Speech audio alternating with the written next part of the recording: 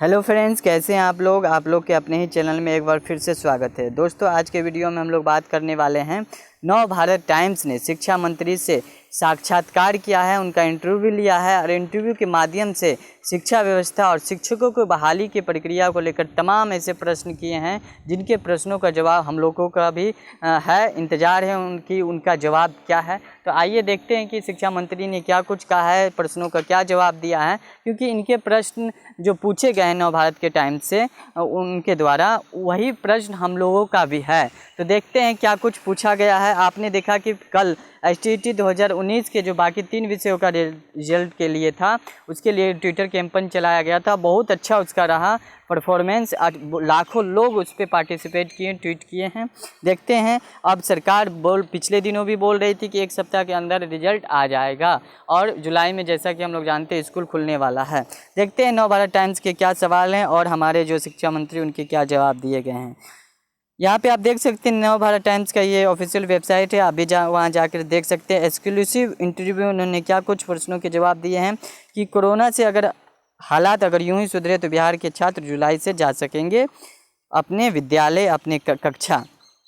ठीक है, क्योंकि ऑनलाइन पढ़ाई नहीं ले सकती कक्षा की जगह, ऐसा कहना है हमारे शिक्षा मंत्री जी का। कि यहाँ पे बिहार के शिक्षा मंत्री का टाइम्स न्यूज़ नेटवर्क को एक्सक्लूसिव इंटरव्यू उन्होंने दिया है। और कोरोना के हालात यूं ही सुधरते रहे तो बिहार के छात्र जुलाई से जा सकेंगे क्लास में। ऑनलाइन पढ़ाई नहीं ले सकती है क्लास की जगह। गरीब बच्चों की ऑनलाइन पढ़ाई के लिए केंद्र सरकार से संसाधनों की मांग है, ये सब विजय कुमार चौधरी जी के कहना है। और शिक्षक नियोजन बहाली प्रक्रिया में और शिक्षा व्यवस्था की बदहाली पर उन्होंने क्या कुछ कहा है, देखिए। ये हमारे शिक्षा मंत्री जी हैं। यहाँ पे आप देख सकते हैं कि पहला सवाल है कि अब जब कोरोना के ताज़ा मामले कम हो रहे हैं तो स्कूली छात्र क्लास की उम्मीद कब कर सकते हैं।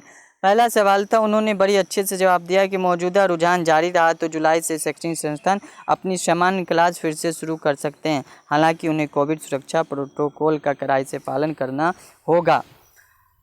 फिर सेकेंड सवाल था कि स्कूलों के लंबे समय तक बंद रहने के कारण शैक्षणिक नुकसान की भरपाई के लिए सरकार क्या कदम उठाएगी। तो कोविड-19 के कारण कक्षाओं के नुकसान की भरपाई के लिए शिक्षा विभाग का कुछ विशेष उपाय शुरू करेगा। जब स्कूल फिर से खुलेगी तो नियमित कक्षा शुरू होने से पहले छात्रों की मदद के लिए कुछ क्रैश कोर्स आयोजित किए जाएंगे। दोस्तों, आप वीडियो को बिल्कुल स्किप नहीं कीजिए। एक सवाल हम लोगों के लिए भी है, STT 2019 वालों के लिए। तो आप कंटिन्यू देखिए, पेशेंस के साथ देखिए। और दोस्तों, अगर चैनल पे नए हैं तो चैनल को सब्सक्राइब कर बेल आइकन प्रेस कर दें। हमारा अगला सवाल है कि महामारी के दौरान छात्रों की पढ़ाई सुनिश्चित करने के लिए सरकार ने क्या किया है। तो इन सभी प्रश्नों का जवाब हम लोगों को जानना जरूरी है, क्योंकि हम लोग शिक्षा व्यवस्था के फील्ड से भी जुड़े हुए हैं। सभी शिक्षण संस्थानों ने ऑनलाइन कक्षाएं संचालित की और अध्ययन सामग्री की अपनी वेबसाइट पर अपलोड किया है। कुछ विशेष कक्षाएं यूट्यूब, दूरदर्शन और विद्या वाहिनी ऐप पर भी आयोजित की गई। ई-लोट्स नामक एक और ऐप लॉन्च किया गया, जिसमें प्राथमिक से माध्यमिक स्तर तक सभी पाठ्य पुस्तकों की सॉफ्ट कॉपी शामिल थी। ये कहना है शिक्षा मंत्री जी का। नव भारत ने उनसे अगला सवाल किया, क्या आपको लगता है कि राज्य में स्कूली छात्र ऑनलाइन कक्षाओं का पूरा लाभ उठा पाए हैं। तो उन्होंने कहा, सच कहूँ तो शिक्षा का ऑनलाइन तरीका समान कक्षा शिक्षण की जगह नहीं ले सकता है। बड़ी संख्या में छात्रों के पास अभी भी स्मार्टफोन या टैबलेट नहीं है, जिसके चलते सब अब तक इनका फ़ायदा नहीं उठा पाए हैं। अगला सवाल था कि बिहार के आधे विश्वविद्यालयों में पूर्णकालिक कुलपति नहीं है, जिसके विषय कहते हैं एक व्यक्ति एक साथ 4 विश्वविद्यालयों के कुलपति के रूप में कार्य कर रहा है। स्थिति में सुधार के लिए सरकार की क्या योजना है। उन्होंने जवाब दिया कि कुलपति के सभी रिक्त पद का विज्ञापन कुलपति सचिवालय की तरफ से दिया गया है और महामारी के कारण उनके चयन की प्रक्रिया में देरी हुई थी, लेकिन अब जल्द ही उनकी नियुक्ति प्रक्रिया शुरू होगी।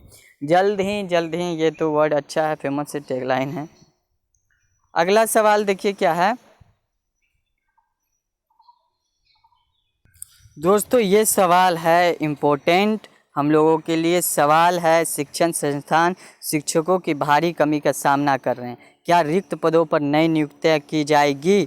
तो अगले 3 महीनों के भीतर उन्होंने क्या जवाब दिया है कि 3 महीने के भीतर प्राथमिक और माध्यमिक विद्यालयों में लगभग 1,25,000 शिक्षकों की नियुक्ति की जाएगी। दोस्तों, अगले 3 महीने का मतलब हो गया कि अगस्त से सितंबर के बीच में हो जाना चाहिए बहाली, जिसे 6वां चरण नाम दिया गया है उनका। ठीक है, 1.25 लाख शिक्षकों की, और अगले चरण में 30,000 अन्य शिक्षकों की नियुक्ति की जाएगी। अगले चरण का यह मतलब हो गया दोस्तों कि 7वां चरण, जिसे STET 2019 के नाम से हम लोग जान रहे हैं, उसे 7वां चरण जहाँ की सरकार संबोधित कर रही है। तो इनका जो नियुक्ति है, बोला जा रहा है कि इनके नियुक्ति के बाद, 6वें चरण की नियुक्ति के बाद 7वां चरण की नियुक्ति की जाएगी, और 6वां चरण की नियुक्ति अगस्त से सितंबर के बीच हो जानी चाहिए। ये पूरी उम्मीद है। सरकार भी बार बार यह बात कह रही है, शिक्षा मंत्री के तमाम अधिकारियों ने भी यह बात कही है, नेताओं के अलावा, मंत्रियों के अलावा अधिकारी की बात हमें ज़्यादा विश्वसनीय लगती है।